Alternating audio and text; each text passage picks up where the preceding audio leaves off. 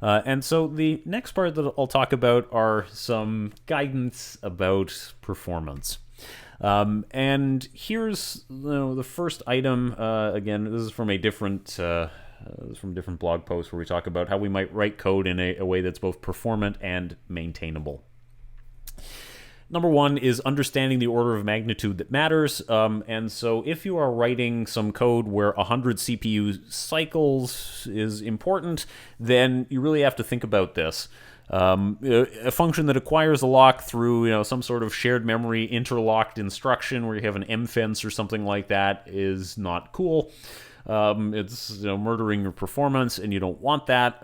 If lock acquisition fails and you have to get blocked for 100,000 cycles trying to acquire the lock, you're in big trouble because we are doing something that's very real-time, effective code, and it's important that everything be done as fast as possible, and you have to use a different strategy, atomic operations or something, to synchronize what you're doing.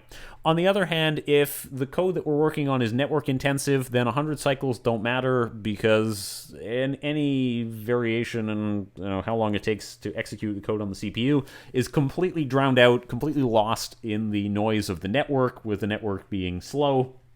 When we are talking about 50 milliseconds, if you are communicating from Toronto to Ireland or something over the internet, 100 cycles is totally irrelevant at that scale because you have a 3 gigahertz processor, so you're doing 3 billion cycles every second, and it takes 50 milliseconds before your packet makes it to the data center in Ireland.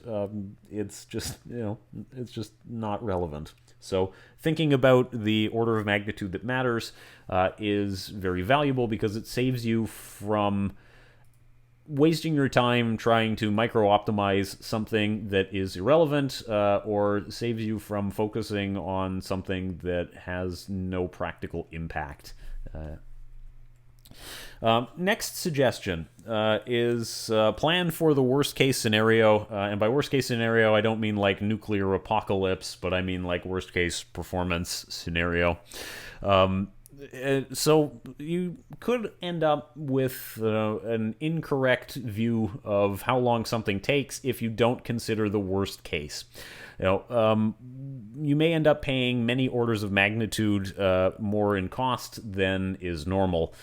So what happens if you are locking something and the lock is held for longer than expected because the system, the operating system, is under load and the schedule is overloaded? What if a thread that owned the lock is preempted, so its time slice expires or another higher priority process takes over and doesn't get to run again for a long time? What happens if it's network intensive and the network is saturated because a big news event is underway? There's an election or something. Or worse, your phone network is unreliable because a network cable has been unplugged, something like that. What about where a user has launched too many applications at once? Where your memory-intensive operation that usually has a lot of memory all to itself now has to share with a bunch of other things, and you end up having a lot more swapping than you would otherwise have. In this kind of scenario, it's unlikely but not impossible, and failing to plan for this means that you're potentially going to give a bad experience to the users. Rarely, but users notice and users remember. So in each of those situations, your costs are a lot higher. Your lock acquisition that usually takes 100 CPU cycles now takes a million or several million. A network operation that's usually measured in milliseconds is measured in tens of seconds as the software waits for the operation to time out. You've probably seen those kinds of things, and you hate it. It's a not very nice user experience. And if you ever see the not responding dialogue, or on macOS the spinning beach ball of death, as we call it, those are all symptoms of a situation where something took a lot longer than somebody was expecting, and we didn't really plan for it, and it ends up hanging the main application thread. So like that. Item 3 in the list is acknowledge and plan for things to be asynchronous. A lot of things are asynchronous without sort of an explicit declaration that they are. One of the examples that's provided is, suppose that Jordan is writing code to return a list of fonts to be used in the UI, and the code checks a local font cache, and if it's already initialized, return that. Otherwise, load some data. We'll say in the example, it loads it from a printer, so that it tells you what fonts are available to print with using the printer that you have. Not that printers are any much fun, but people still use them for various reasons. Then somebody else, front-end designer Morgan, intends to use this list of fonts in the UI, but is unaware of the fact that there's some asynchronous nature to this. If it's loading from the cache, then it's quick, it's available immediately, no problem. And if it's going to fetch it from the printer, that's actually an asynchronous task because there is a network call over there. Talk to the printer, find out what it's got, and work off of that. API design makes a difference in this case. If the API just returns, in Java-ish terms, a list of type font, it's not obvious where this comes from, and the fact that there might be some asynchronous stuff in the background is kind of hidden from the caller of this API. And in local testing, in your dev machine where you're not doing anything else and the printer is always turned on and the printer's in the same room with you, then you probably get the answer fast enough that you don't notice that it's actually slow and doing network stuff and could take a while. If you are doing this just on your local dev machine, that's fine, but if a user is running it on their slow old crappy laptop and they are connected via VPN to the office network and the VPN is slow, then you will fail to notice the fact that actually this could be a slow operation, and in the real world you could run up against a timeout.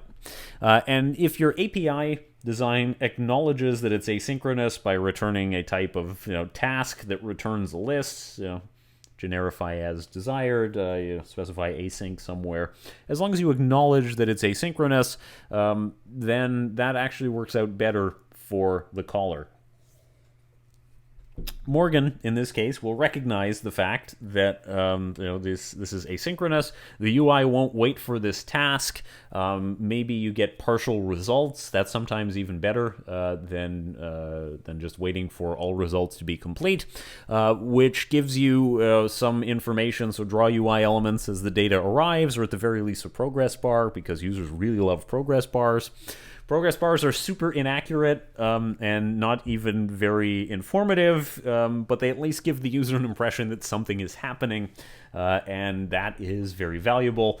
Otherwise, users think it's stuck, and they open up Task Manager, and oh no, things start getting killed. That actually leads us down a side debate about whether you can make the program appear faster than it is by using some UI hacks, and psychological hacks. They sometimes call them pacifiers in UI design. We're like, oh, look at that hourglass symbol. It tells me that something is happening. But that's not actually what we want to talk about here.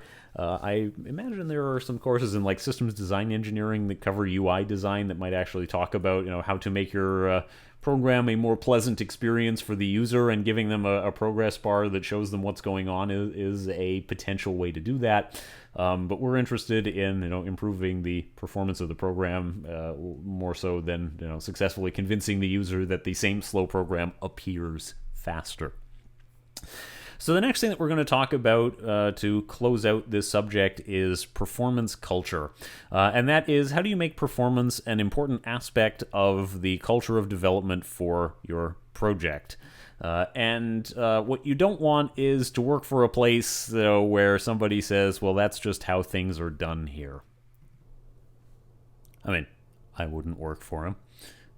But here are some warning signs that a company doesn't have a good culture when it comes to the subject of performance. Number one, answering the question, how is the product doing on my key performance metrics, is difficult. Number two, performance often regresses and team members don't know or don't care or find out about it too late to do anything about it. Number 3, blame is one of the most common responses to performance problems, whether that's blaming people, infrastructure, something like that. Performance tests swing wildly, cannot be trusted, and are generally ignored by most of the team. Performance is viewed as the problem that one person or a few people are supposed to keep an eye on as opposed to a whole team. And last one, performance issues in production are common and require scrambles to address and or cannot be reproduced. It's tempting to say that those are technical issues, but they are, human problems, really. And it would be preferable to start with a good performance culture in the first place, but changing the past appears to be difficult. Not that I have a great deal of expertise in it, but it seems to me to be kind of hard. If you're already in a hole, the usual course of action is, try to keep digging, but you shouldn't. You should try to improve on things. Now, change has to come both top-down and bottom-up. If you are new in the company and you are just a new employee with not a huge amount of knowledge about how things are in the company, and you don't have a leadership position, it might be hard for you to change the top-down part, but certainly you could work on the bottom-up part. And eventually, as you progress through your career, if you're interested in doing a thing, then you can start working in a management role, and then you could have some influence on the top-down part. But either way, you might have to convince a person who's in the other role to do their part in helping you here.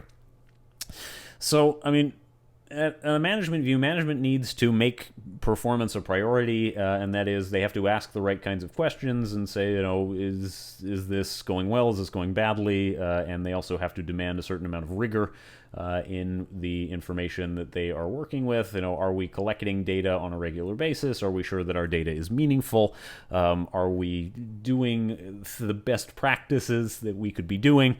On the same level, people who are doing development themselves, people who are not in a leadership position, need to understand performance and make good decisions about the code that they're writing, and make improvements in practice that say, all right, we're going to change this, we're going to update that. We can't do this approach because the performance on it would be bad.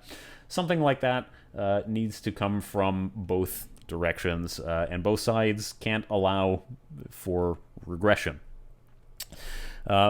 If one person is going to be in charge of it, only that's not going to work. If other developers don't have performance in mind when they are writing, that person would spend a lot of time rewriting things when it could have been done well in the first place. Other developers have to take responsibility as well, especially because having one or two people who focus on this couldn't keep up with the rest of the development team. And as I've already said, you can't really outsource this in the sense that you can't outsource your unit tests to one person. And if you did, would your code quality be the same as it was if everybody writes unit tests for code that they are writing? I think no. Management matters. Managers need to budget time and reward the work and encourage the work because, quite frankly, some of these things are not as sexy as we launched a new feature, well, now we support this new platform, or now we have a new tool that users can use. That's tempting. That's something you publish on your company's blog post. It's the kind of thing you get claps for at a monthly meeting. Performance is a little bit harder to motivate people to care about, in the same way it's harder to get people to care about refactoring and keeping dependencies up to date. They're things that matter, but they're not as easily demoable, so it's harder for managers to say, yeah, this is important and I like it. And consider a story of manager A and manager B. The notes give you a full description, but I'll give you a little reading of it. So manager A gives lip service to performance culture. She packs every sprint schedule with a steady stream of features. We have to crush competitor Z, and we must reach feature parity, with no time for breaks in between. She spends the all-hands team meetings praising new features, demos aplenty, and gives out a reward to an engineer at each one for the most groundbreaking feature. As a result, the team cranks out features at an impressive clip, delivers fresh demos to the board every single time, and gives the sales team plenty of ammunition to pursue new leads. There aren't performance gates, and engineers generally don't bother to think much about it. Manager B takes a more balanced approach. She believes that given the competitive landscape, the need to impress customers and board members with whiz-bang demos, new features need to keep coming, but she's also wary about building too much debt in areas like performance, reliability, and quality for areas that she expects to continue to exist. So she intentionally puts her foot on the brake and pushes the team just as hard on these areas as she does features. She demands good engineering systems and live flight of new features with performance telemetry built in. This requires that she hold board members and product managers at bay, which is unpopular and difficult. In addition to a reward for the most groundbreaking feature award at all hands, she shows charts of performance progress and delivers a Performance Ninja award as well to the engineer who delivered the most impactful performance improvements. Note that engineering system improvements also qualify. Okay. Now, in our cartoon model, engineers who want to care about performance, obviously they want to work for Manager B, and Manager A is just an example of common but bad practice, and obviously I don't think anybody is going to be perfectly in Category A or Category B in real life, but these are the extreme examples for the sake of telling an interesting story.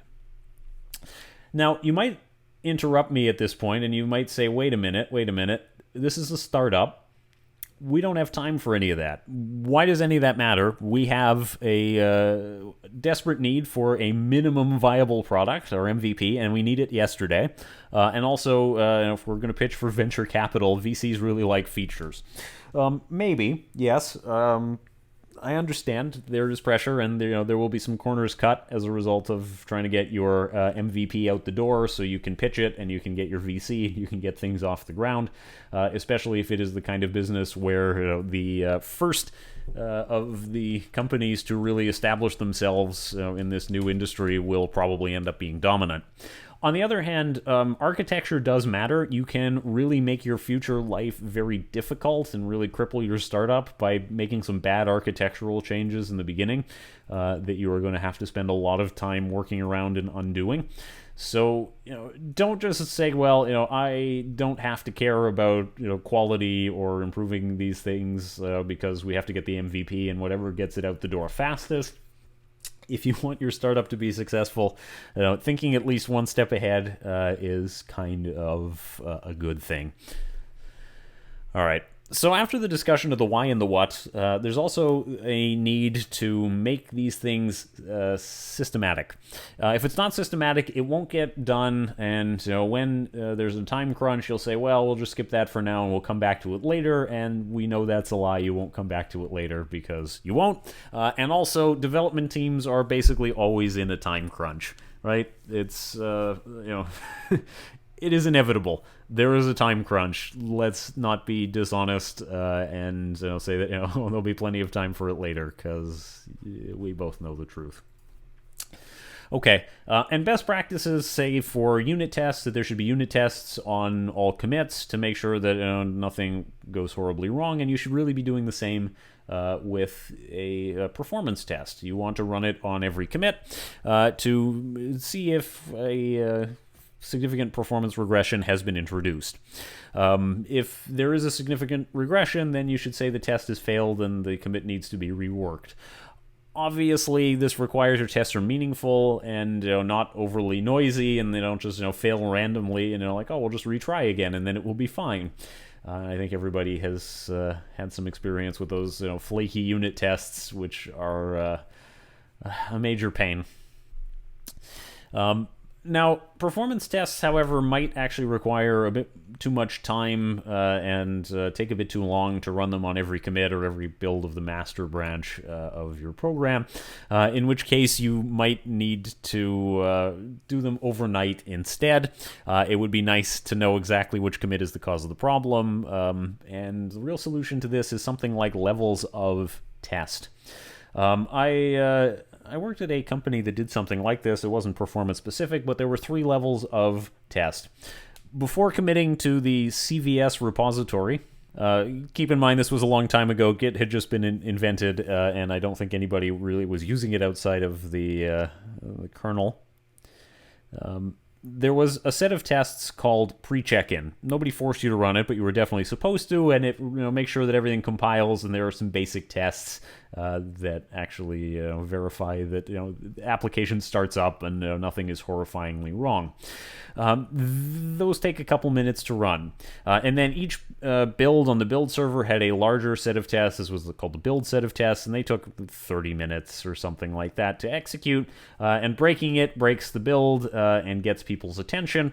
And then there were regression tests, and the regression tests ran overnight, and they really did take all night because there were really a lot of them, and they were not particularly fast.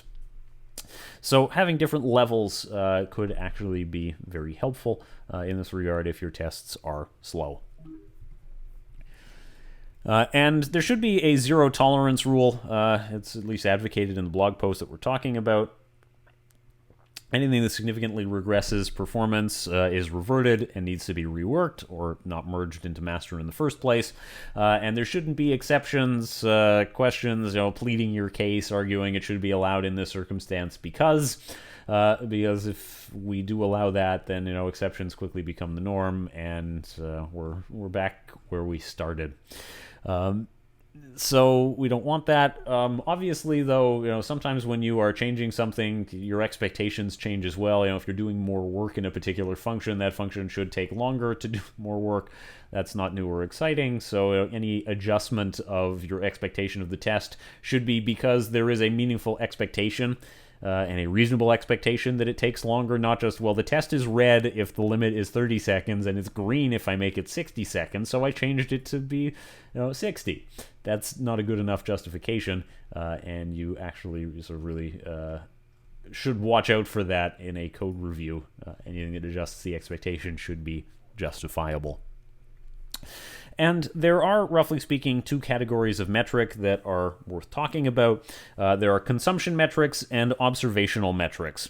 And consumption metrics are measuring resources that are consumed by running a test. That is, CPU time, memory, disk I/O, anything like that, where we could observe and count what's going on and say, all right, this uses X% less CPU than the previous version. That would be a consumption metric. And then there's the observational ones, and observational ones measure the outcomes of running the test from the point of view of outside of the system. So an observational metric might be something like, it took 2 seconds less than before this change to complete the requested operation. That would be an observational metric. It might actually seem like observational metrics are all you care about. I mean, those are the ones that end users are interested in because the amount of time it takes them to complete their work, how long it takes for the operation to be completed, marketing, sales, management, C-levels care about throughput maybe. So those observational metrics are the ones that seem like they are the most important, but they're not the only ones that exist, and the other metrics have their own value as well. Consumption metrics give you a breakdown of why is the total time what it is, right? From the end user's perspective, it's 2 seconds faster, but until you actually drill into the consumption metrics, you might not know that's because, we managed to cache it better, so we spent less time waiting for disk. That is the kind of thing that would be interesting and helpful to know. So just for an example, suppose a change is committed, the tests run, and the total time it takes is increased by 10%. If you don't know why, you don't have any consumption metrics, you are kind of stuck with, well, I'm not sure what to do with this. I don't know how to adjust. I don't know how to change. I don't know how to correct it. You can read the source code, and maybe that tells you something. But if you have consumption metrics that say, oh, what we actually see is there's a lot more memory allocations, that might not be the cause. That might not be what's making it slow, but it is at least a place to start. And so memory allocation changes are usually easy to spot because you're like, oh, look, some structure has been changed, or a call here was added that allocates a new data object. That is somewhat easier to spot than something like, oh, our cache misses went up somehow. That might be a little bit more difficult to recognize and identify. I mean, I don't say impossible, just more difficult. Does this remind you maybe of printf debugging? I mean, it is significantly like that. You are trying to sort of piece together by a log file what has happened and use that to make a decision about what you should change, if anything. I mean, you want to use this kind of thing for long-running tests anyway. Producing some sort of output file and then processing it is probably an efficient way to deal with that. If a test is running for 4 hours, it would be helpful to know where exactly in that time things went off the rails. Otherwise, you are really just guessing about what you think happened. There's one more consideration that we'll talk about, and it is variability between runs. Ultimately, there are likely to be some variations between individual runs for whatever reasons. Natural variation occurs because computers have some non-determinism in them, and there's really nothing you can do about that. However, a change being introduced to your code that causes a wild swing in the variance is no good. A change that makes it unpredictable how long something is going to take is also a problem. So a test that finishes sometimes in half the normal time and sometimes in double the normal time we would consider to be sort of unreliable and not okay, and that's something to keep an eye out for. And the last recommendation is be ready to dig deep.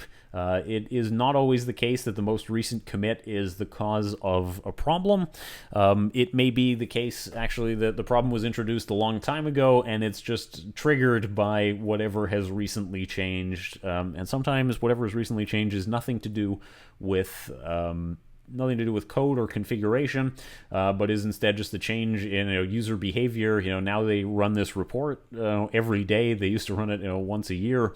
That might actually have a significant performance implication because having that report run really slows down your system and it becomes noticeable. And the change that made it slower might have happened a long time ago and nobody noticed because it was a once a year thing and nobody complained. It's hard to know. So the second change, if it is a code change, will most likely be identified as the problem. However, you've got to respect the fact that it could have been introduced much earlier, and then you've got your choice about how you want to deal with it. You can try to correct the original problem. That might be harder, as things become established over time. You might not be able to change the API. Or you might not be able to change the implementation, or in that case, you just work around it. It's really up to you what makes the most sense in the situation. Just recognizing the fact that sometimes the most recent change might have revealed the problem, but that's not where the cause is. And with that in mind, it's very important not to make it a culture of fault and blame. You have to keep the focus on improving the software in the same way that code reviews are not about saying somebody is good at writing code or bad at writing code, and somebody's comments aren't necessarily a criticism of the author. They are intended as a way of producing the best software that we can make.